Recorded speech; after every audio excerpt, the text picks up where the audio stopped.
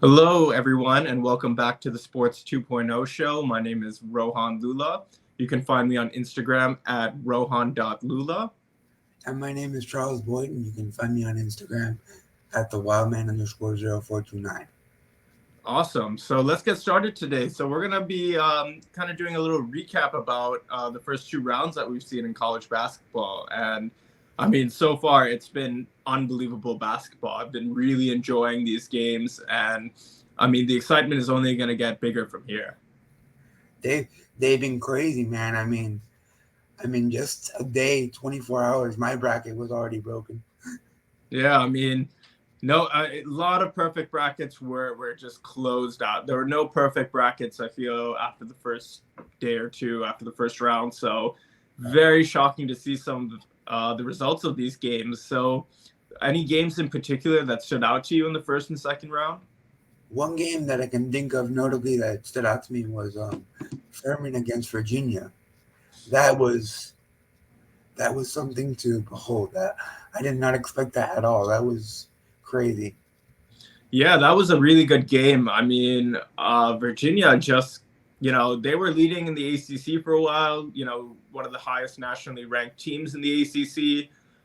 So it was pretty surprising to see how, Furman basically just kind of threw them out. It was a great game. I think the game that caught my eye the most were both the Arizona versus Princeton game. I thought that was unbelievable. To see a two seed get upset by Princeton was really great. I mean, that game, Princeton really just held them down in the late second half, and it was one of the best games I've seen this season. Right, I agree. I wasn't expecting that at all. I mean, that's the whole point of March Madness. There's madness in March. So. Yeah, exactly. I mean, probably the most shocking was that a 16 seed, um, Fairleigh Dickinson, beat one seed Purdue, who was easily one of the top three teams this season. I mean, with 7-4 Zach Edey, um, that team looked really like well positioned to go deep, and I had them as my finalists. So that was kind of tragic to see that happen so early. But I mean, what a shock with Purdue. That definitely is going to go down in the records and the history books as one of the worst losses in college basketball history. But it just goes to show you, and to your point, you can never count out the underdog. Exactly, yeah. And then some other games that I mean, seeing Kansas get knocked out, the defending champions got knocked out pretty early, and everyone as a one seed had them going very high with this team that they have. So that was another really good game that Arkansas put up, and they scrapped that game by just 1 point. That was crazy. It's like I said, I hate to keep reiterating it, but it's madness. You wanted madness, you got it.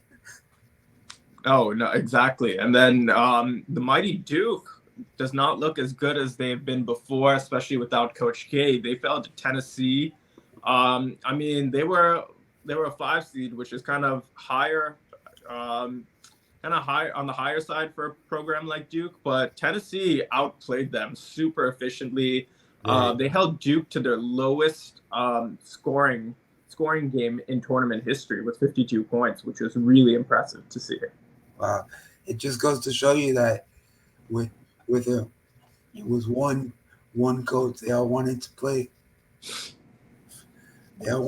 for one. It was a system. Exactly. And then talking about another well-established coaching system, John Calipari's Kentucky. I mean, kind of a disappointing year. They lost to Kansas State. They came into this tournament as a 6 seed, but it was kind of disappointing overall this year. They barely scratched the top 25 before the tournament started. So there's some things that Kentucky, I feel, needs to work on for just the well-established program that they've had. I mean, I agree. To summarize your point, I mean, this goes to show you that not all the blue bloods, like the highest ranked basketball schools, are immune. There's kryptonite to them, if you will. Like they're all susceptible to losing. It's not just a pattern of winning, winning, winning. They are human. To put it Yeah, bluntly. it's funny you say that because, the big blue teams that you mentioned, being Kentucky, Kansas, UNC, and Duke, this is the first time that these teams have, all four of these teams have not made it past the second round since the early 80s. So this is pretty historic kind of to see unfold this year. We're witnessing history in real time. Oh, exactly. And then, well, let's get into our Miami Hurricanes. What an amazing performance they put up against Indiana. I mean, I did not expect that at all. The game took off 3 years of my life, but I'm happy we won. It was such a good game. I mean, I really thought Indiana was one of the best teams in the country. I hate to say it, even as a Cane, I did think that Indiana would have won that game, but So I thought so. I mean, I don't know the condition of how Norchad O'Meara would have been, but Norchad has easily been our most helpful player, I think, so far. Along with Isaiah Wong, I mean, kind of slow start, but then he kind of picked it up in the next game. But Norchad just looked unbelievable with the offensive boards and defense. I also want to highlight, if I can, Nigel Pack. Yeah, of course. Nigel Pack played unbelievable. Nigel Pack really saved the day. Really, though. I mean, not all heroes wear capes. Sometimes they wear a jersey. No, exactly. I mean, and to come out and beat this Indiana team by 16 points is super impressive. And I mean, we're going to dive a little more into a preview about with the Houston game later on. But, it's going to set up a really good matchup for tomorrow night, which I'm really excited to get into. And before we segue into the next segment, I just want to give a shout out to our women's team as well. Oh, yeah. I mean, we went back-to-back nights beating the Hoosiers. So they look great also. It's really fun to watch them play. Thanks to Haley Cavender for putting the team on her back and doing what needed to be done. Oh, exactly. And then probably one of the best games I saw in the second round was TCU versus Gonzaga. I mean, Gonzaga was down by 10 points. They were trailing in that game. They were 10 points behind in the second half, and they just came back to win it. But TCU looked super great. Also, I was very impressed with how the Zags ended up playing in that game. So that's going to set up a really good matchup with UCLA, who kind of had a struggling game against Northwestern. They only lost by 5, but Northwestern was giving them a lot of trouble in that game. And UCLA is my favorite to win it all still, but it's going to be an interesting match that we're going to get into. It is. I can't wait to see for the next round of games. No, exactly. And then, another kind of low-key upset was Creighton over Baylor. I mean, Creighton has been super efficient this year. They've looked like a really good Big East school. And Baylor, as a 3 seed, kind of struggled overall this year to find their identity. I think a lot of people had them going out earlier than expected. So kind of an upset, but kind of expected also. Right. Well, to my point, that's March for you. Yeah. And then you never know what to expect. Oh, exactly. And another upset that I saw was Michigan State over Marquette. Marquette was easily the best Big East team, a top 10 team in the national rankings this whole year. But, being a 2 seed, they lost to 7 seed Michigan State. And I didn't think Michigan State would even have gone past USC in the first round. So that was really interesting to see how Michigan State and the Spartans just ended up, winning that game. I was kind of shocked by that because I don't know if you've seen, but for those of you who live on the East Coast, our games are at 10, so I watched the highlights. Michigan State has been pretty dominant, in my opinion. Well, it was pretty dominant because their season's over. It had many athletes this season, so I was definitely shocked to see them go. No, yeah, I agree. So just jumping ahead, do you love betting on sports? Well, now you can show off your passion for sports betting at bettingsuperstore.com. Unique and original gear from t-shirts to hoodies to mugs and backpacks.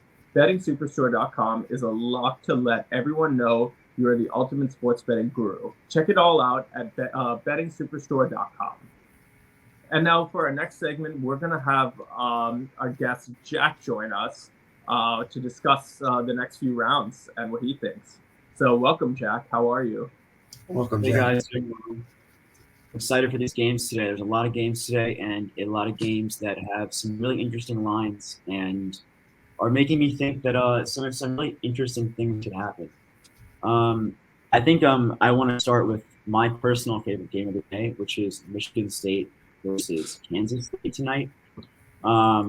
Michigan State has taken the bulk of the money in the early couple days. The lines usually evening out now across the board, typically at Kansas State +1. I think that this whole sort of momentum behind Michigan State is the fact that, quote, Izzo doesn't lose in the Sweet 16 or Izzo doesn't lose in March. And that can't be a reason that the team wins the game. Izzo can't walk out there on the basketball court and win the game for his team. Truthfully, Kansas State is the better team. And I think Kansas State, even at 25-1 to win March Madness, is not a bad look, considering if they can get past Michigan State, and let's say either, I don't know, let's say UCLA and Bama and Houston all lose, that creates a moment where Kansas State could certainly make it to the finals and certainly win that game.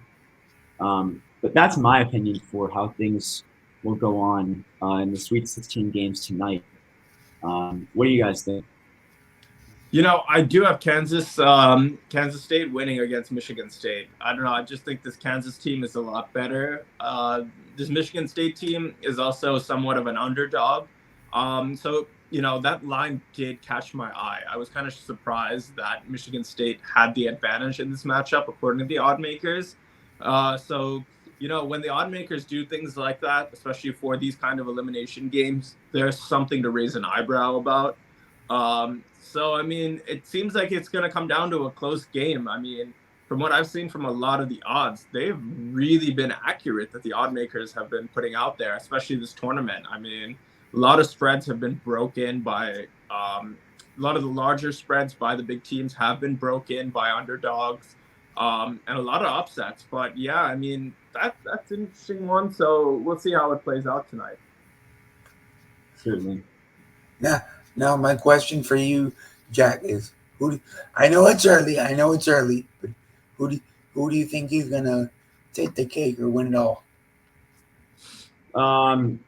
So I think I think FanDuel had a bet recently. I think it was this week, where it was either Houston or Alabama to win the national championship, and then that was +250. I think there's some reasonably positive value on +250 on either Houston or Bama winning.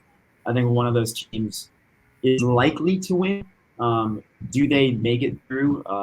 I'm honestly totally unsure. I think truthfully, later tomorrow night, actually, when the Canes play Houston, I'm going to be honest, I think that line is honestly a little bit short. I think Houston should probably be -10, -400-ish.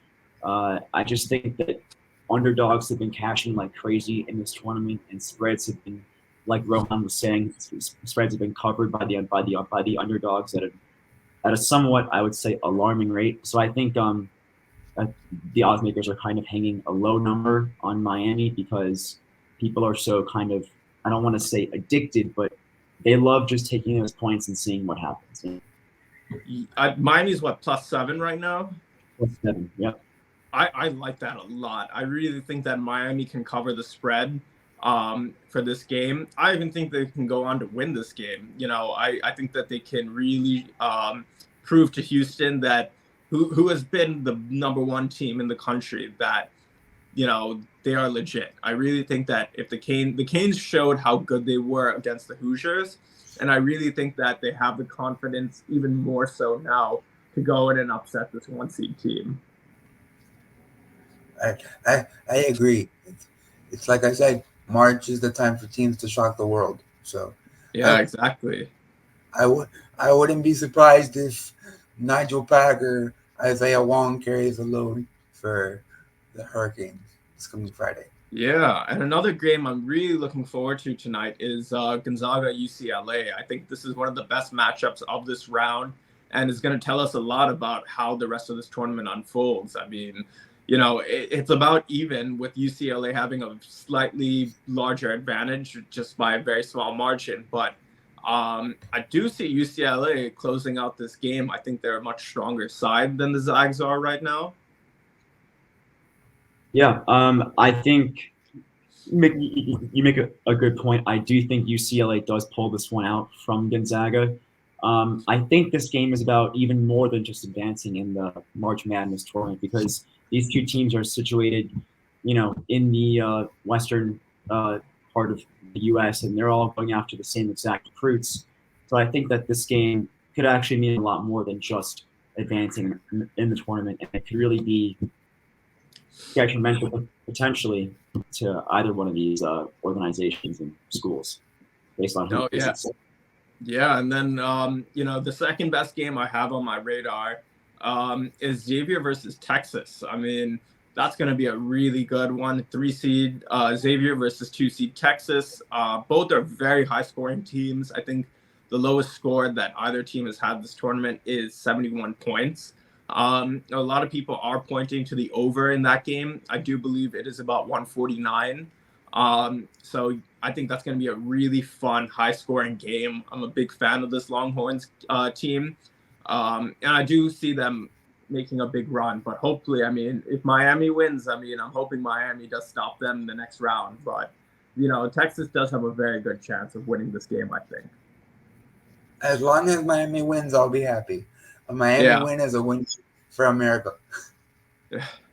Absolutely, because I'm pretty sure I saw Mattress Mac put a lot of money on Houston to win the national championship. Yeah. Like right after you go on this, he's cursed them, Astros bet. Yeah, maybe he's cursed them potentially. Who knows? And hopefully he doesn't have that luck that he had with the Astros this year. Yeah. And for our audience, for those of you who don't know, Mattress Mac is a local mattress salesman in Houston, and he usually bets on some of the big games. I believe he won, and correct me if I'm wrong, guys, I believe he won over $1 million just betting on that. I think it was 75 million that he won betting on the ass, something crazy like that. It might have been one of the biggest payouts ever, but I think it was somewhere around like over $50 million. So bottom line, he has more money than any of us combined. Yes. And also, another reason I want to see this Houston team get eliminated is so that they don't play the Final Four in Houston, because that's where the venue is for the Final Four and the finals. And as a New Yorker and as a Yankee fan, there's kind of a new rivalry that's been established between New Yorkers and Houston in baseball. But yeah, I guess that's a New Yorker in me. Yeah, certainly. I mean, it would be interesting to see a sort of like a home advantage, some sort of capacity. I'm not sure if I've seen anything like that in my lifetime in the March Madness tournament. But yeah, I mean, it would certainly be incredible to see sort of a home field advantage and what that could do for a team, really. Oh yeah, and then another game I'm really excited to see is Arkansas versus UConn. I think that's going to be a super exciting matchup. Arkansas came off a really good win against Kansas, and UConn has been looking super impressive so far in this tournament. So UConn is favored right now. I think it's going to be a super close game, though, and it's going to be really exciting to watch. Certainly. That game certainly concerns me, but I do expect UConn to come out on top in the end. I mean, I do know it's going to happen in the first half, but I certainly expect UConn to pull through. However that happens, Miami didn't pull through in the most typical of ways against Drake in the first round, but they pulled it out, and I think we're in store for something like that, maybe from UConn potentially. Oh yeah, and I mean, it's going to be really exciting to watch that game. UConn is a super fun team right now to watch. So yeah, looking forward to that. So let's go ahead, and I'm going to go through all the matchups between today and tomorrow. And then why don't we each just say who we think is going to win each match? Sure.